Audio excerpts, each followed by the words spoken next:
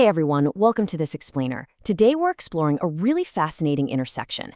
It's that exact spot where brilliant ideas meet real-world impact. We're going to break down Everett Rogers' foundational theories on how ideas actually spread, and we'll turn them into a totally actionable blueprint. So if you've ever wondered how to systematically take a brand new concept and make sure it actually reaches and resonates with real people, well, you are absolutely in the right place.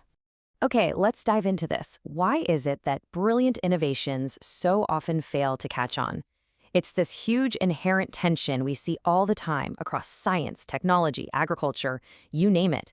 You can literally have a perfectly good, life-changing innovation. Maybe it's a vastly superior farming technique, a groundbreaking app, or a new health practice, and yet it just fizzles out. No adoption.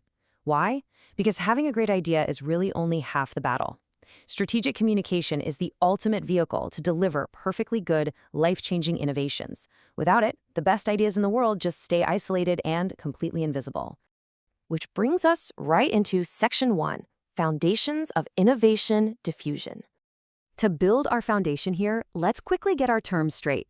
Communication is the process of transmitting ideas, information, or signals from one entity to another. I know it sounds pretty basic, but hold on to this concept, because it's the active engine in our entire framework.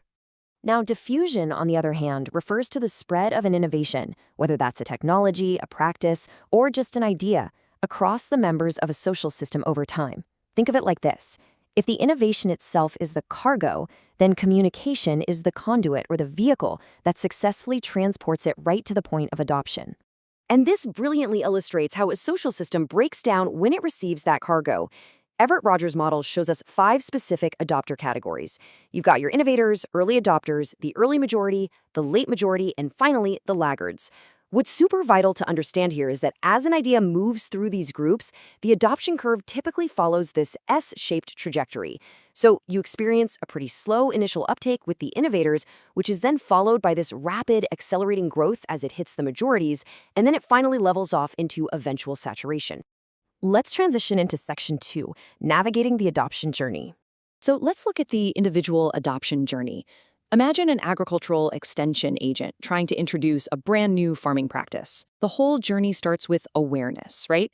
Maybe the farmer hears a mass media announcement on the local radio. Then comes interest and persuasion, where they might review detailed brochures or check out demonstration plots to really build up motivation. Stage 3 is the decision, which is often driven by an on-site trial and some Q&A sessions. Once they've decided, they move right into implementation. And this is where they need step-by-step guides and technical support to make sure they're actually applying it correctly. Finally, we hit confirmation, where follow-up visits or farmer field days reinforce that they absolutely made the right choice, which is what ensures continued long-term adoption. Now, what's really interesting about this slide is how certain communication channels align perfectly with those exact stages we just talked about. But they come with necessary trade-offs. Take mass media, for instance. It is fantastic for building broad awareness and rapid dissemination. But the trade-off? There's a distinct lack of personalization. It's really a one-way street. Compare that to interpersonal channels. Face-to-face interactions are completely vital for the persuasion and decision stages because they offer incredibly high credibility and tailored advice. The trade-off there? Well, they're extremely resource-intensive and offer much slower coverage. Let's actually expand on that and contrast these two powerhouse channels directly. On one side, you have interpersonal interactions, things like farmer-to-farmer exchanges or farm visits. These build incredibly deep trust. It's a very high-touch approach. But on the flip side, we have digital platforms. These modern tools blend scale with interactivity. They actually enable a two-way dialogue and real-time support across all stages of the adoption journey. The catch, of course, is that they absolutely require digital access. But when it's available, they offer a scalable feedback loop that traditional interpersonal visits simply cannot match in sheer volume. Moving right along to Section 3, Factors that Influence Diffusion. Rogers identified 5 critical factors that really determine if an idea takes off or falls flat. First up, relative advantage. Does your communication clearly highlight the benefits? Because if it does, adoption speeds up significantly. Second is compatibility. Is the innovation tailored to the local culture? Doing that massively reduces resistance. Number 3 is complexity. If you can simplify instructions through clear visuals or hands-on training, you easily lower the barrier to entry. Fourth is trialability. Facilitating small-scale experiential trials encourages people to learn without taking on massive risk. And finally, observationality.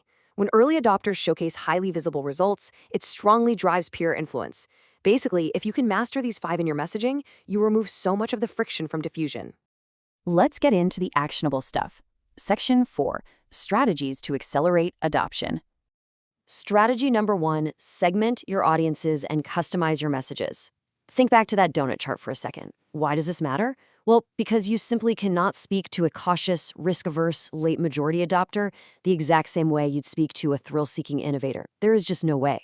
The innovator wants to hear all about cutting-edge potential, but the late majority, they want proven reliability and safety.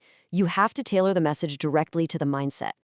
Strategy number 2, leverage opinion leaders and local champions to legitimize the innovation. When you introduce a new practice, people naturally look to those they already trust in their community. By getting local respected figures on board first, you're providing that crucial social proof and observational learning that peers desperately need, especially during that tricky implementation stage. Let's move to and see how this builds into strategy 3, which is a really powerful combination. Pairing mass media teasers with localized interpersonal follow-up. You use that wide-reaching promotional campaign to generate that vital first stage of awareness.